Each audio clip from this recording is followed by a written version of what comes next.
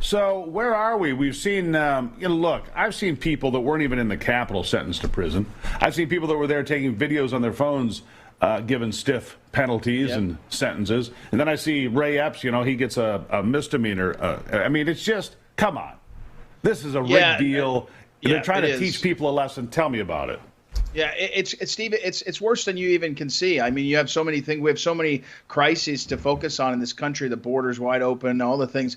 But it's worse than you think. It's worse than you think. I mean, we have a situation where about 1,000, a little bit more than 1,000 people have been arrested already. The federal prosecutor in charge says he's going to arrest another 1,000. They're doing it week by week as a roll up to the 2024 election, and it's premised on the fact that the corrupt government led by Pelosi and the Select Committee and the DOJ and the media have said January 6th was like a terrorist act like 9/11.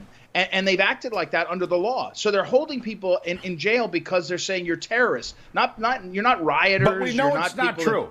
Well, we know it's not. Doesn't matter. We know that's not true, and the truth doesn't matter, and that's what bothers me here.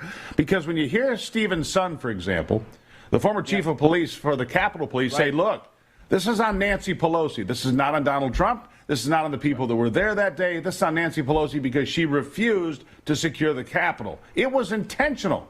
They baited these people intentionally. And now the FBI and the feds can't even tell us how many people were in the crowd that day working as assets.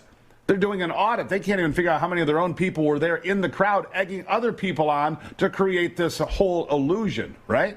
Right. Yeah, exactly. Look, and this is there's a tradition of this. The Bolshevik Revolution, the first 2 years afterwards, they spent their time defining what happened. It was a coup. Back then, it was a coup. And they said, oh, no, it was a revolution. It was the people rising. It was a coup by a small number of people. They've spent the people in power have spent years saying this was something it's not. But, from our standpoint, I represent some of the guys in jail. Our Patriot Freedom Project is fighting to help the rest of the families. It's devastating, individually targeted against American citizens.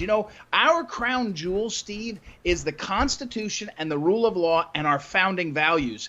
This is being gutted wholesale in these courts in Washington, D.C. And look, I will say this. There's three groups really that I would say are nowhere to be found. The lawyers, the bar should be objecting to this. It's a misuse of our power, as a lawyer. The press should be all over this and say, I want to be a hero and expose who the pipe bomber is because the FBI hasn't found the pipe bomber. And the third group, to be very frank, Congress and the Republicans too. This is a 5-alarm fire, guys. They're using this